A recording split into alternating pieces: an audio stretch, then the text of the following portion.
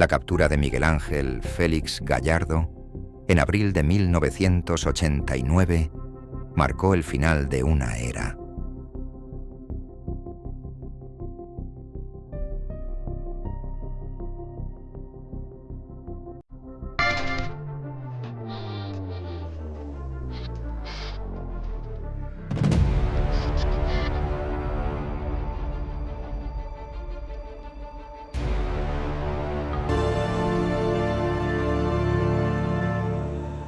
Cuatro años antes, Rafael Caro Quintero y Ernesto Fonseca Carrillo ya habían sido detenidos tras el secuestro y asesinato del agente de la DEA, Enrique Kiki Camarena. En menos de 5 años, los 3 hombres que durante mucho tiempo fueron identificados como las principales figuras del cártel de Guadalajara habían quedado fuera de operación. Con ellos, también desaparecía el liderazgo que durante años había mantenido unidas distintas redes de tráfico en México. Pero aquello no significó el fin del narcotráfico. Significó el comienzo de una nueva etapa.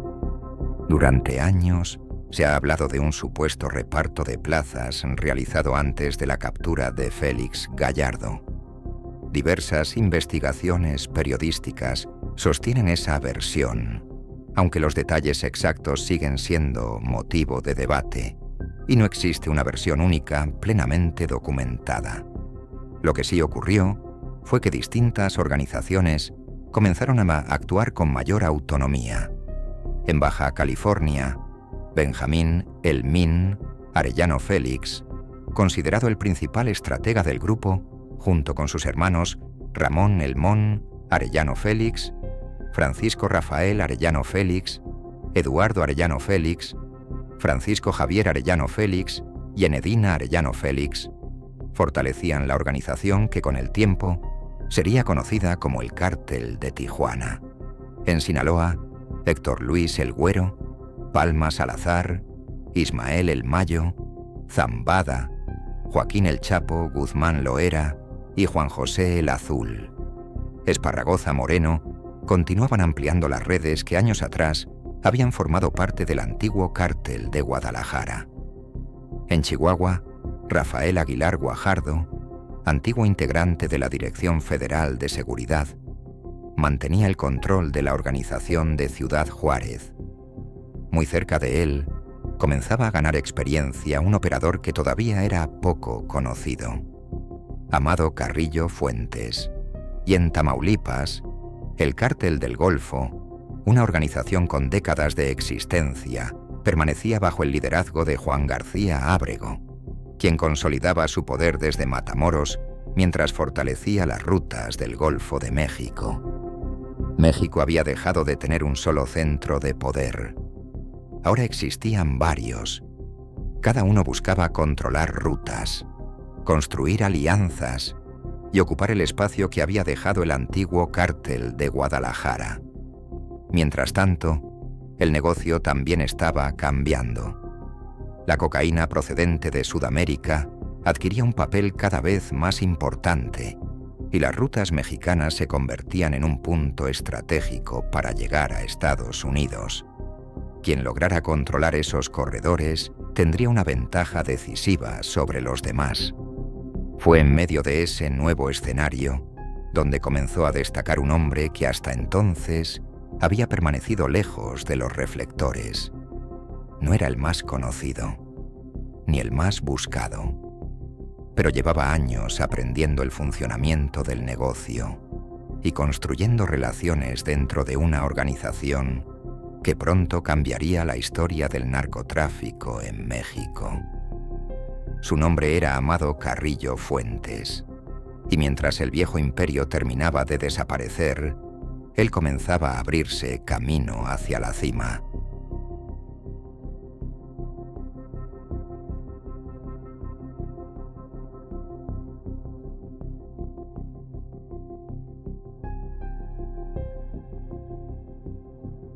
Cuando el antiguo cártel de Guadalajara comenzó a fragmentarse, pocos imaginaban quién terminaría aprovechando aquel nuevo escenario. Mientras algunas organizaciones luchaban por conservar los territorios que habían heredado. En Ciudad Juárez comenzaba a formarse un liderazgo distinto.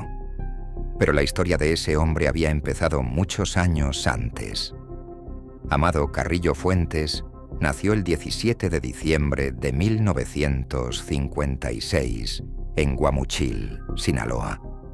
Sin embargo, pasó gran parte de su infancia en la región serrana de Navolato y posteriormente en el municipio de Badiraguato, un territorio que durante décadas estuvo marcado por el aislamiento, la pobreza y el cultivo de marihuana y amapola. Como ocurrió con muchos jóvenes de aquella época, las oportunidades eran limitadas, la agricultura apenas permitía sobrevivir y cientos de familias buscaban otras formas de obtener ingresos. Amado también creció rodeado de ese entorno. Su familia mantenía vínculos con personas que, años después, adquirirían un papel importante dentro del narcotráfico mexicano.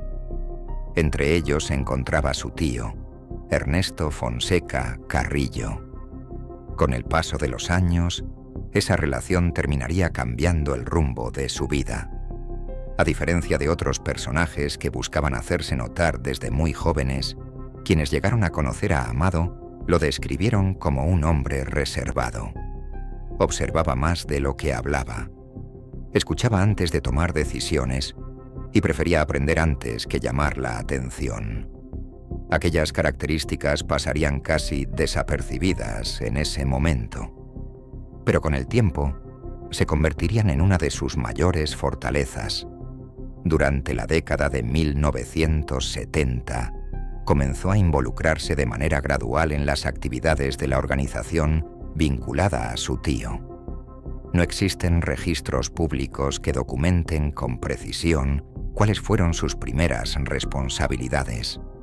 Las investigaciones periodísticas coinciden en que inició desempeñando funciones menores, ganándose poco a poco la confianza de quienes ocupaban posiciones de mayor importancia.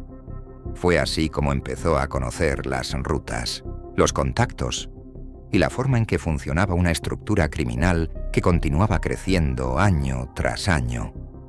Aquella experiencia terminaría llevándolo a un lugar que cambiaría su destino para siempre. Ciudad Juárez, una frontera estratégica, una puerta hacia Estados Unidos y el sitio donde conocería al hombre que marcaría el siguiente capítulo de su historia, Rafael Aguilar Guajardo.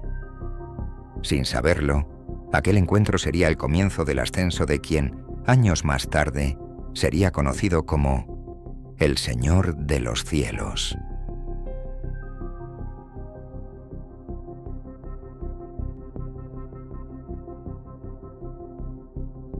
Cuando Amado Carrillo Fuentes llegó a Ciudad Juárez, aquella organización ya tenía un líder. Su nombre era Rafael Aguilar Guajardo. A diferencia de otros personajes de la época, Aguilar Guajardo no provenía únicamente del mundo del tráfico de drogas. Diversas investigaciones señalan que años antes había formado parte de la Dirección Federal de Seguridad, conocida como la DFS, una corporación de inteligencia mexicana que con el paso del tiempo quedó envuelta en numerosas acusaciones de corrupción y de presuntos vínculos con organizaciones criminales. Aunque varios aspectos de esa etapa continúan siendo objeto de investigación, lo cierto es que Aguilar Guajardo conocía el funcionamiento de las instituciones, sabía cómo operaban las autoridades, entendía la importancia de la información y había construido una red de contactos que resultaría invaluable. Con el paso de los años, terminó al frente de la organización de Ciudad Juárez. Su posición no era casual. La ciudad representaba uno de los cruces fronterizos más importantes entre México y Estados Unidos. Cada día miles de personas y vehículos atravesaban los puentes internacionales. Entre ese enorme flujo comercial, las organizaciones criminales buscaban mover sus cargamentos sin levantar sospechas. Controlar Ciudad Juárez significaba controlar una de las puertas más valiosas hacia el mercado estadounidense. Fue en ese entorno donde Amado comenzó a ganar experiencia. Al principio no era quien tomaba las decisiones. Su papel consistía en aprender, observar y cumplir con las responsabilidades que le eran asignadas. Con el paso del tiempo, empezó a demostrar una habilidad que pocos tenían. No buscaba resolver los problemas mediante la confrontación. Prefería construir relaciones, escuchar y encontrar la forma de hacer crecer la organización sin atraer una atención innecesaria. Aquella manera de operar comenzó a llamar la atención de Rafael Aguilar Guajardo. Poco a poco, Amado dejó de ser un operador más. Su participación dentro de la organización aumentaba, y también lo hacía la confianza que su jefe depositaba en él. Mientras tanto, el negocio del narcotráfico seguía transformándose. La cocaína enviada desde Sudamérica ocupaba un lugar cada vez más importante. Las organizaciones mexicanas ya no solo controlaban rutas terrestres, comenzaban a desempeñar un papel cada vez más relevante en una cadena de tráfico internacional que movía cantidades de dinero nunca antes vistas. Sin que muchos lo advirtieran, Amado Carrillo Fuentes se encontraba en el lugar indicado, aprendiendo de uno de los hombres más influyentes de la frontera y preparándose para una oportunidad que cambiaría su vida para siempre. Pero antes de convertirse en líder, tendría que demostrar que estaba listo para asumir responsabilidades mucho mayores.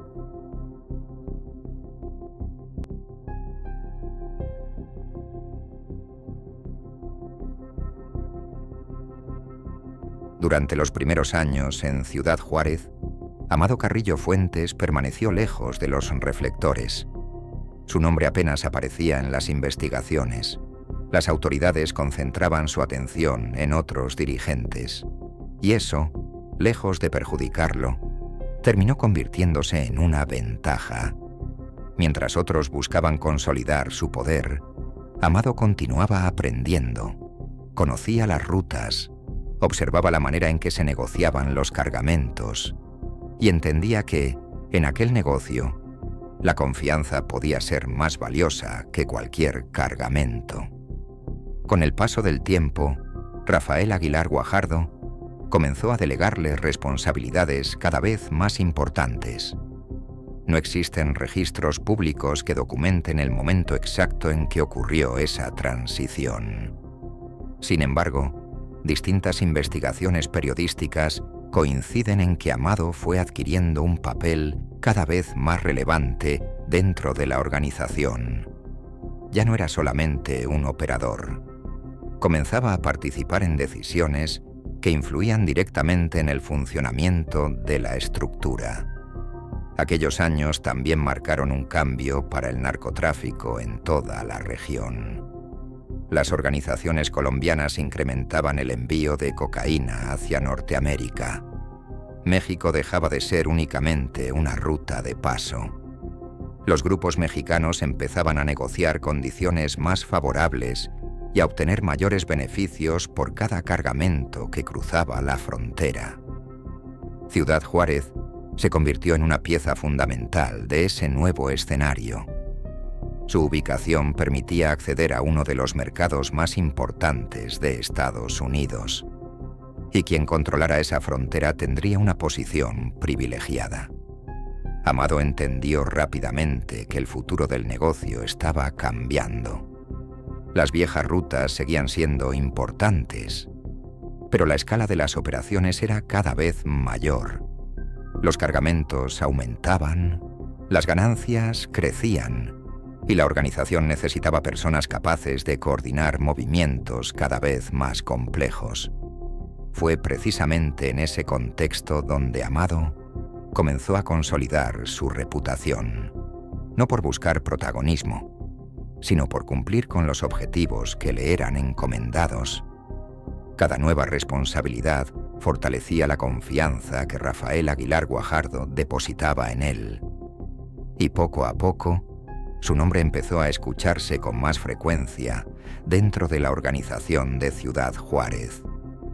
Sin embargo, El equilibrio que existía no duraría para siempre. A principios de la década de 1990, una serie de acontecimientos cambiaría por completo el rumbo de la organización y colocaría a Amado Carrillo Fuentes frente a la oportunidad más importante de toda su carrera.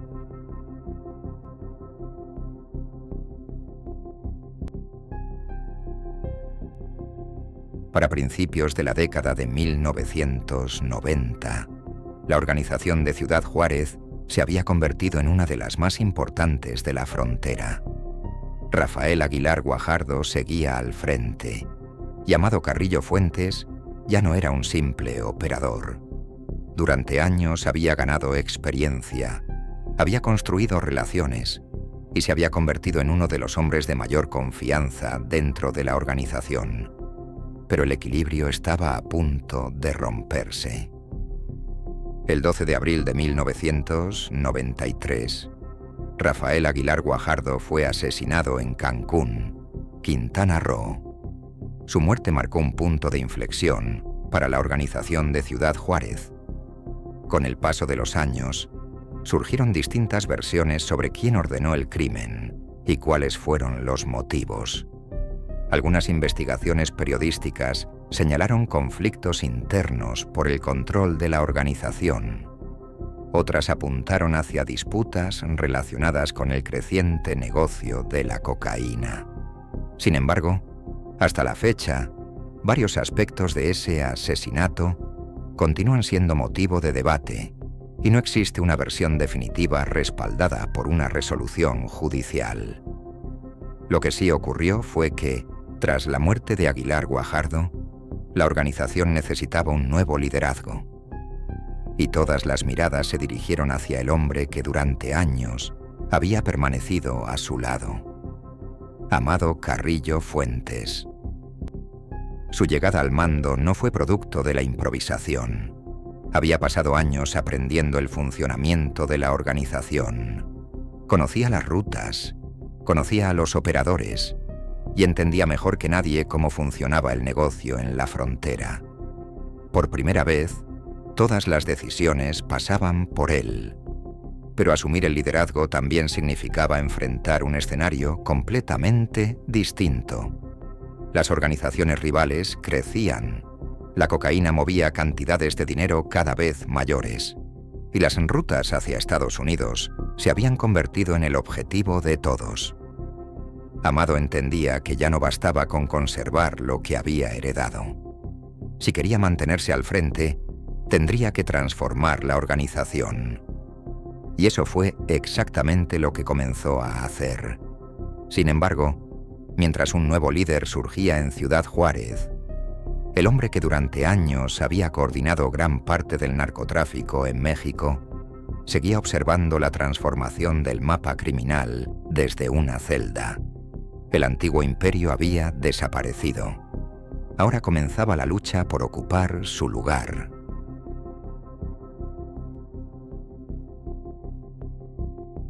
Durante 4 años, Amado Carrillo Fuentes esperó su momento.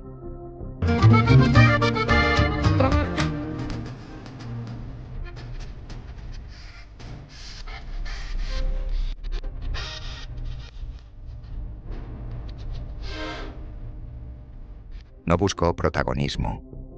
No intentó desafiar a Rafael Aguilar Guajardo. Mientras otros concentraban la atención de las autoridades, él continuó fortaleciendo la organización desde dentro. Pero el 12 de abril de 1993, todo cambió. Ese día, Rafael Aguilar Guajardo fue asesinado en Cancún, Quintana Roo. Su muerte no solo significó la pérdida del líder del cártel de Juárez, también abrió una lucha por el futuro de la organización. Con el paso de los años, surgieron distintas versiones sobre quién estuvo detrás del asesinato. Algunas investigaciones periodísticas apuntaron a conflictos internos. Otras sostuvieron que existían disputas relacionadas con el creciente negocio de la cocaína. Hasta hoy, varios aspectos de ese crimen continúan siendo motivo de debate, y no existe una resolución judicial que haya esclarecido por completo lo ocurrido. Lo que sí está documentado es lo que ocurrió después. Amado Carrillo Fuentes asumió el liderazgo de la organización de Ciudad Juárez. Por primera vez, todas las decisiones pasaban por él.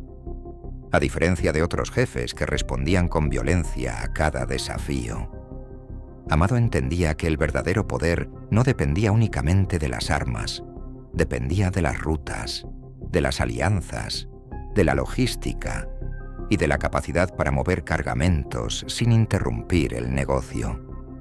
Había aprendido durante años, ahora era el momento de poner en práctica todo ese conocimiento. Bajo su mando, la organización comenzó a transformarse. Las operaciones crecieron, los contactos se multiplicaron y la frontera de Ciudad Juárez adquirió una importancia todavía mayor dentro del tráfico de drogas hacia Estados Unidos. Sin hacer demasiado ruido, Amado comenzaba a construir una estructura mucho más ambiciosa que la de sus antecesores, una estructura que muy pronto llamaría la atención de las autoridades de ambos lados de la frontera. Pero el crecimiento apenas comenzaba, porque Amado no pensaba limitarse a controlar una ciudad. Su objetivo era mucho más grande, y para conseguirlo, necesitaba cambiar por completo la forma en que se movía la cocaína desde Sudamérica hasta México. Aquella decisión transformaría para siempre el negocio, y sería precisamente esa estrategia la que terminaría dándole el nombre con el que pasaría a la historia: el Señor de los Cielos.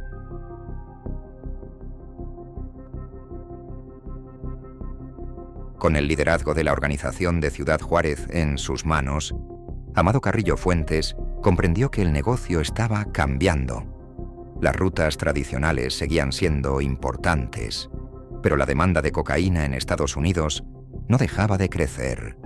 Cada cargamento era más grande que el anterior, y transportar esas cantidades requería una logística completamente distinta. Fue entonces cuando Amado comenzó a apostar por un método que terminaría marcando una época: el transporte aéreo.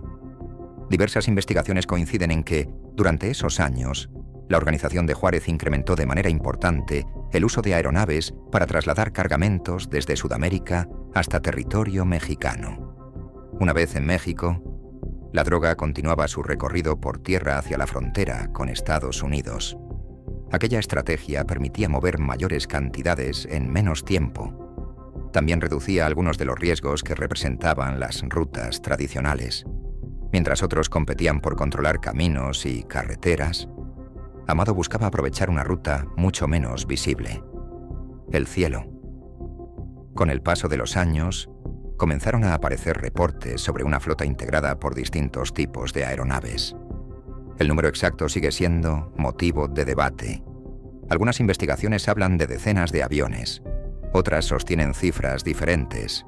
Lo que sí está ampliamente documentado es que el transporte aéreo se convirtió en una de las principales fortalezas de la organización que encabezaba. Aquella capacidad logística transformó la manera de operar del cártel de Juárez. Las alianzas se fortalecieron, los cargamentos aumentaron y las ganancias alcanzaron niveles nunca antes vistos. El crecimiento no pasó desapercibido. Las autoridades mexicanas y estadounidenses comenzaron a identificar que una nueva organización estaba expandiendo su influencia con rapidez, y detrás de esa transformación aparecía siempre el mismo nombre: Amado Carrillo Fuentes. Fue durante esos años cuando periodistas y medios de comunicación comenzaron a identificarlo con un apodo que terminaría acompañándolo para siempre: el Señor de los Cielos, no por una sola aeronave, sino por la estrategia que convirtió al transporte aéreo en una pieza fundamental de su organización. Sin embargo, mientras el imperio seguía creciendo, también aumentaba el interés de las autoridades por detener al hombre que lo dirigía. Y cuanto más grande se hacía su organización, más difícil sería permanecer en las sombras. Para mediados de la década de 1990, la organización de Ciudad Juárez ya no era solamente un grupo con influencia en la frontera. Se había convertido en una de las estructuras criminales más importantes del continente. El crecimiento impulsado por Amado Carrillo Fuentes era evidente. Las rutas continuaban expandiéndose, los cargamentos aumentaban y las ganancias alcanzaban niveles sin precedentes. Diversas investigaciones periodísticas y judiciales coinciden en que la organización mantenía relaciones con proveedores sudamericanos, principalmente de Colombia, para asegurar el flujo constante de cocaína hacia México.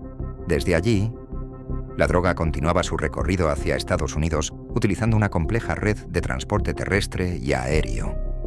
Pero el éxito de Amado no dependía únicamente de la logística. También entendía la importancia de construir alianzas.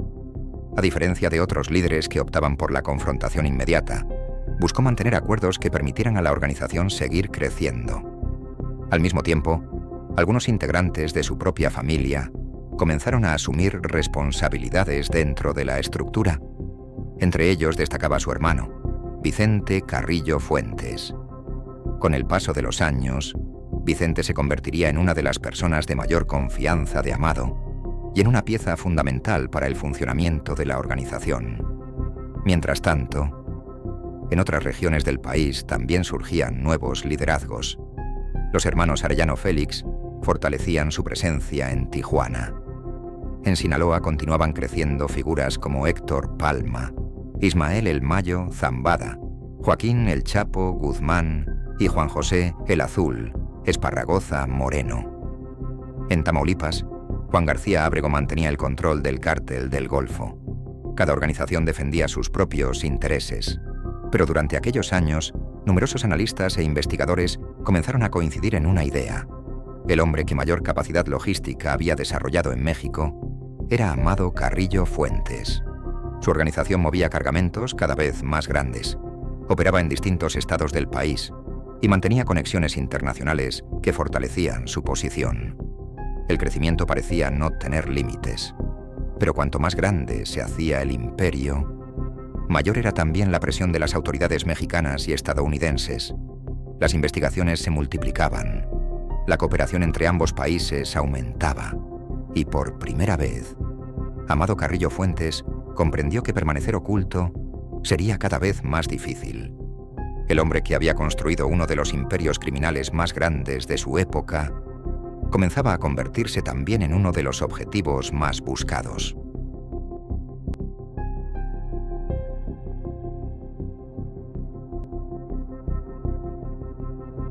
Para mediados de la década de 1990, Amado Carrillo Fuentes había alcanzado un nivel de poder que pocos narcotraficantes habían conseguido en México.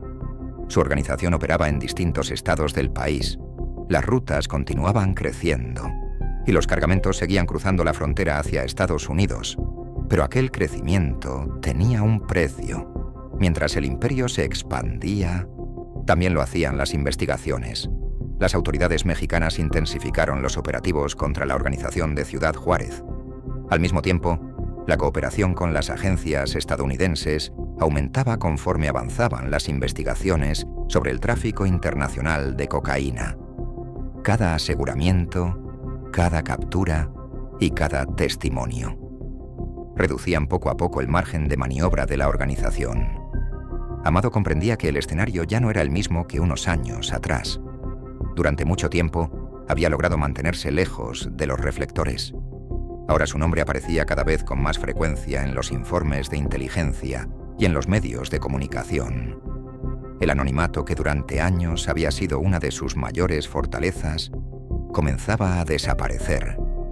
Aún así, la organización seguía funcionando. Las operaciones continuaban y el flujo de droga hacia la frontera no se detenía, pero el cerco era cada vez más estrecho.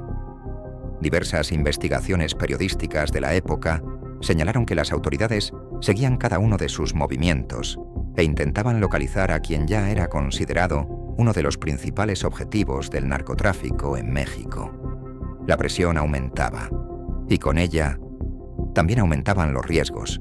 Amado entendía que seguir viviendo bajo la misma identidad hacía más probable una captura. Por primera vez, comenzó a considerar una alternativa extrema: no escapar, no abandonar el negocio, sino desaparecer, cambiar su rostro, cambiar su apariencia y empezar de nuevo bajo una identidad diferente. Aquella decisión marcaría el principio del fin, porque el intento de convertirse en otra persona terminaría escribiendo el último capítulo de su historia. Las imágenes que estás viendo corresponden al cuerpo de Amado Carrillo Fuentes, conocido como el Señor de los Cielos, después de la cirugía en la que oficialmente perdió la vida el 4 de julio de 1997. Durante años, Amado Carrillo Fuentes había construido su imperio lejos de los reflectores, mientras otros líderes aparecían constantemente en las investigaciones. Él había logrado mantenerse varios pasos adelante, pero ningún imperio permanece oculto para siempre. Para 1996, las autoridades mexicanas y estadounidenses intensificaban la cooperación contra las principales organizaciones dedicadas al tráfico de cocaína. El crecimiento del cártel de Juárez ya no pasaba desapercibido. Los decomisos aumentaban, las investigaciones avanzaban, y el nombre de Amado Carrillo Fuentes aparecía con mayor frecuencia en los reportes de inteligencia. La presión también comenzaba a sentirse dentro de la organización. Cada captura, cada operativo y cada colaborador detenido representaban un riesgo para la estabilidad del grupo. A pesar de ello, la organización seguía operando, las rutas continuaban funcionando y los cargamentos seguían cruzando la frontera, pero el margen de maniobra era cada vez menor. Por primera vez en muchos años, Amado comprendió que el problema ya no era únicamente proteger la organización. Ahora también debía protegerse a sí mismo. Diversas investigaciones señalan que durante ese periodo comenzó a reducir sus apariciones públicas y a reforzar las medidas de seguridad que lo rodeaban. Moverse se volvió más complicado. Cada encuentro implicaba mayores riesgos. Cada traslado requería más precauciones. El hombre que durante años había permanecido en las sombras ahora era uno de los principales objetivos de las autoridades de ambos países. Fue entonces cuando comenzó a surgir una idea que parecía impensable.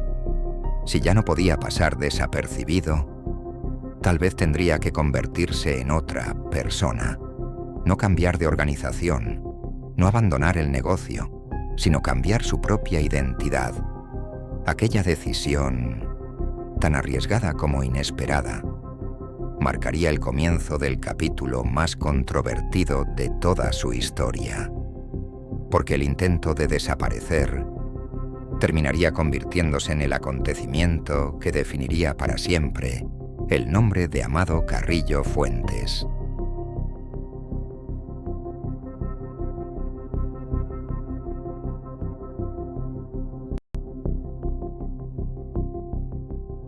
Para 1997, Amado Carrillo Fuentes se encontraba en el punto más alto de su poder, pero también enfrentaba la mayor presión de toda su carrera.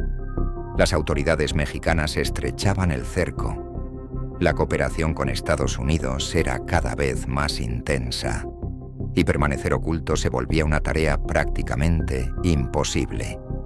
Fue entonces cuando tomó una decisión que, hasta el día de hoy, sigue siendo una de las más comentadas de la historia del narcotráfico en México: cambiar de rostro. Diversas investigaciones periodísticas y expedientes judiciales coinciden en que Amado buscaba modificar por completo su apariencia mediante una serie de procedimientos de cirugía estética.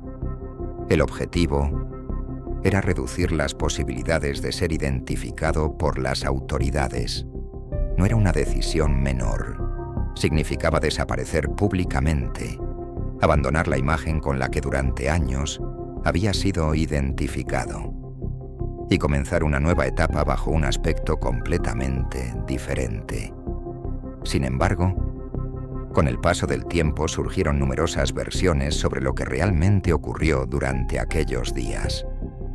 Algunas sostienen que la cirugía fue más extensa de lo que inicialmente se informó. Otras aseguran que existieron procedimientos adicionales. Incluso aparecieron teorías que afirmaban que Amado había fingido su muerte para escapar definitivamente. Pero ninguna de esas versiones ha sido comprobada de manera concluyente. Lo que sí está documentado es que a finales de junio de 1997, Amado Carrillo Fuentes ingresó al Hospital Santa Mónica, en la Ciudad de México, para someterse a una cirugía estética. El procedimiento sería realizado por un equipo médico especializado. Todo parecía estar cuidadosamente planeado.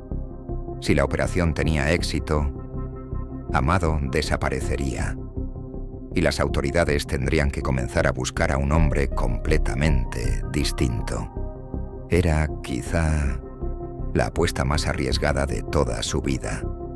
Después de haber construido uno de los imperios criminales más grandes de América Latina, ahora apostaba todo a una sola operación. Pero el destino tenía preparado un desenlace completamente diferente. Lo que ocurrió dentro de aquel quirófano cambiaría para siempre la historia del narcotráfico en México.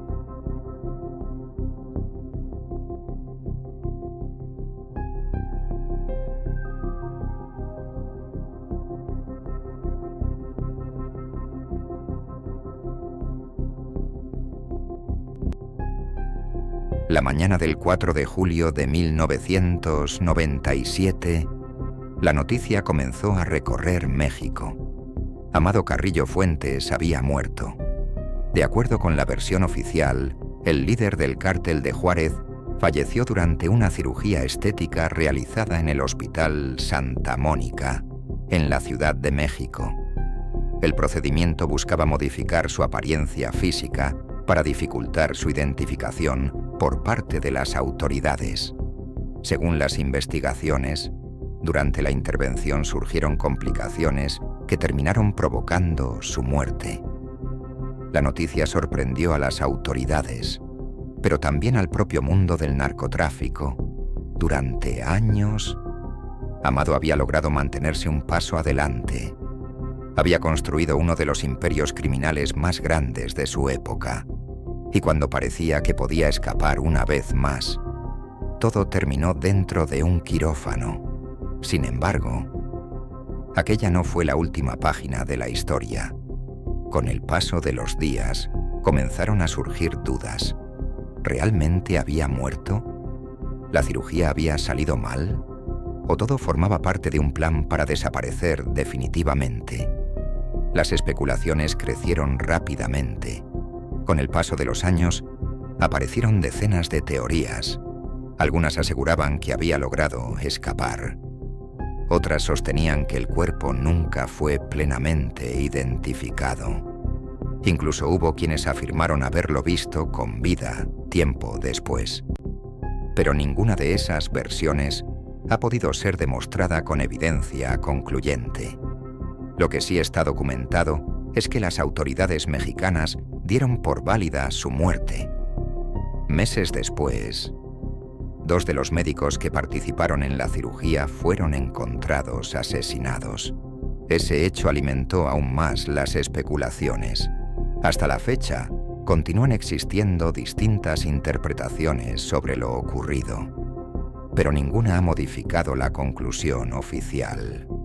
Con la muerte de Amado Carrillo Fuentes, el hombre que durante varios años había ejercido una enorme influencia dentro del narcotráfico mexicano, desaparecía definitivamente del escenario. Su imperio, sin embargo, seguía intacto, porque alguien tendría que ocupar el lugar que dejaba vacante, y ese alguien no era un desconocido. Era el hombre que durante años había aprendido a su lado, su propio hermano, Vicente Carrillo Fuentes. La muerte de Amado marcó el final de una etapa. pero no el final de la organización que había construido.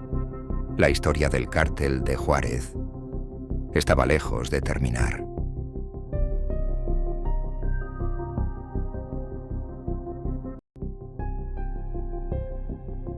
Durante el auge de Amado Carrillo Fuentes, conocido como el Señor de los Cielos, surgió una pregunta que durante décadas ha acompañado su historia.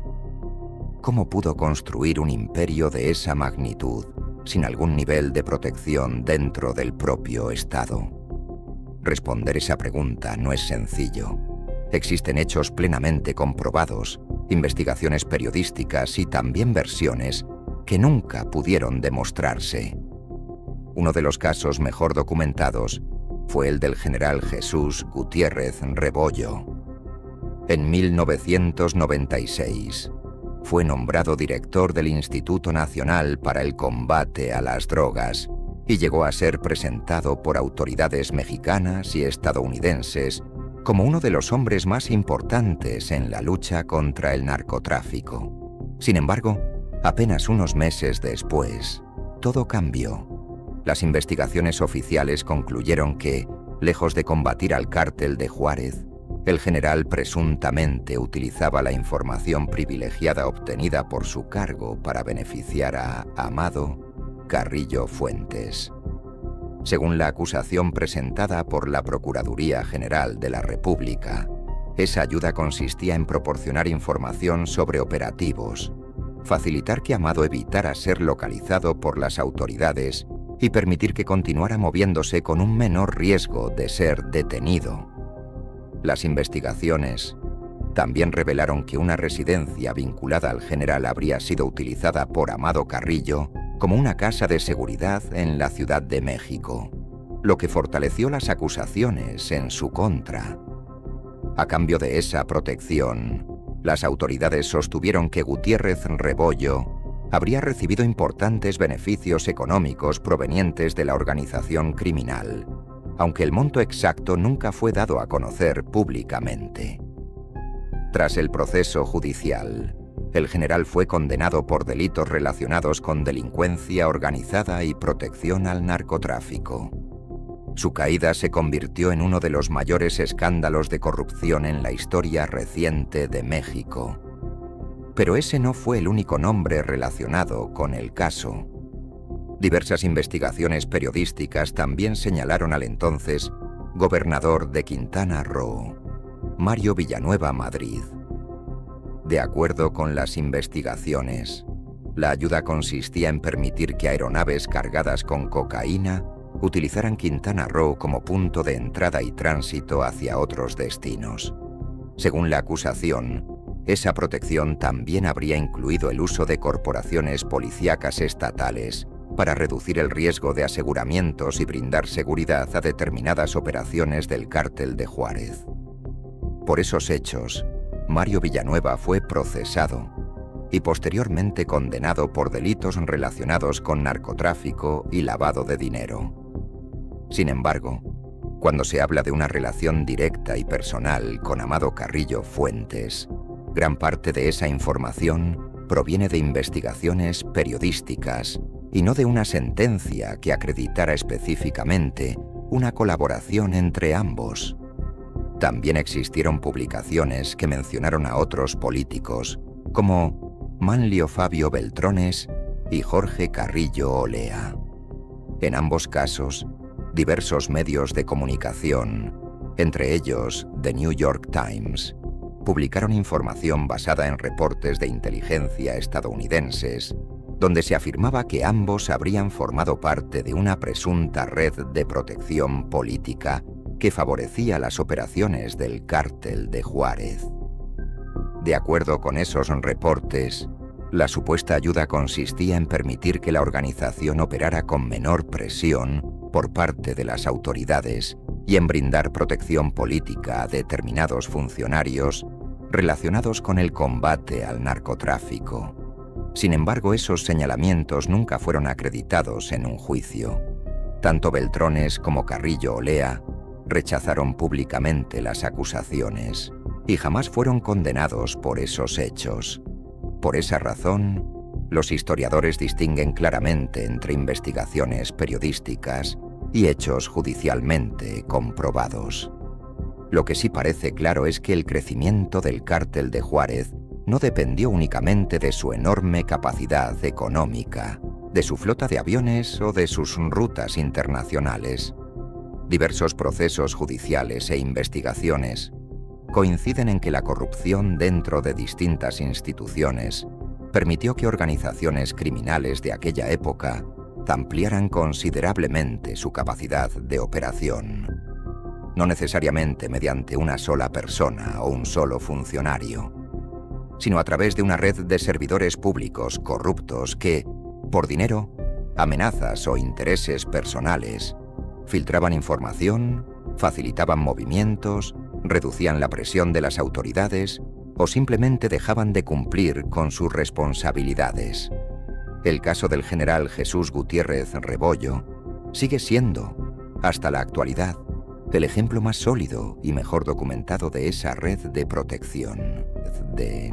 La historia de Amado Carrillo no puede entenderse únicamente a través del narcotráfico. También obliga a mirar la corrupción, las instituciones y las decisiones que permitieron que uno de los hombres más poderosos de su tiempo construyera un imperio que parecía imposible de detener.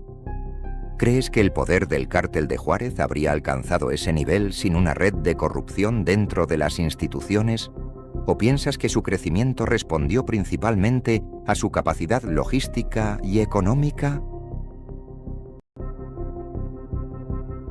La muerte de Amado Carrillo Fuentes no puso fin a las preguntas.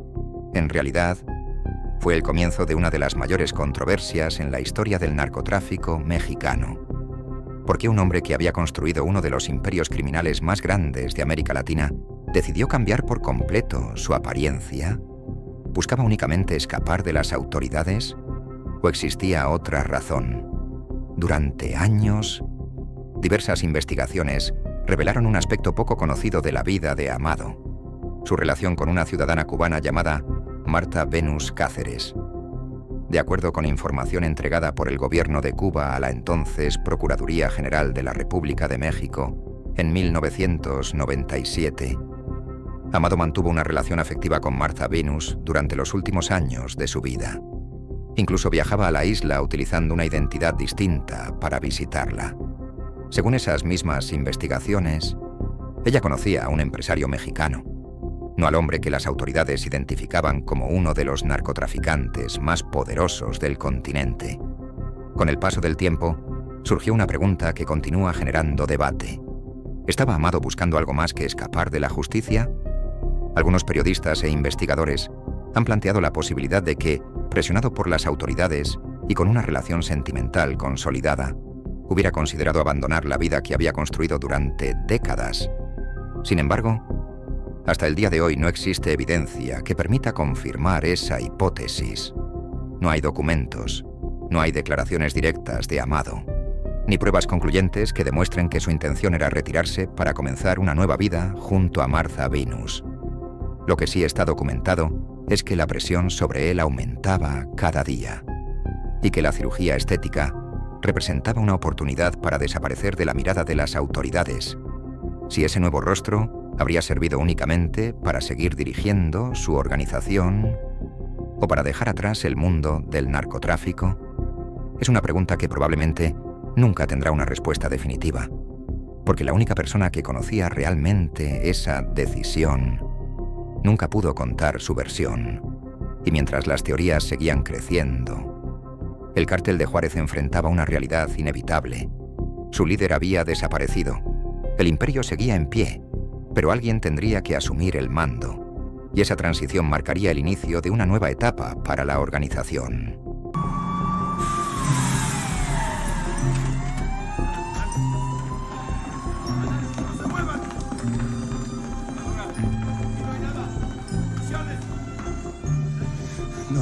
No es mi culpa, tratamos de revivirlo.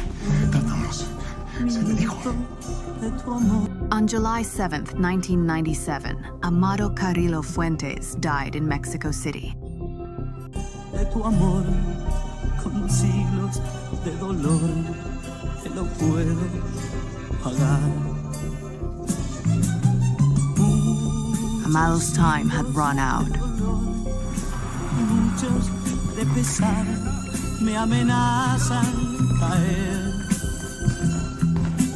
Y es que me amenazas tú con no Bienvenida a Chile, señora. dar tu vida y tu querer. U.S. officials expect a major power struggle among drug cartels now that Mexico's #1 drug kingpin is dead. Carrillo Fuentes, conocido como el Señor de los Cielos, ha muerto. Su cuerpo fue reconocido por las autoridades en una clínica privada de la ciudad. When asked about Carrillo Fuentes, Carlos Jan González said he had no comment. Para recordar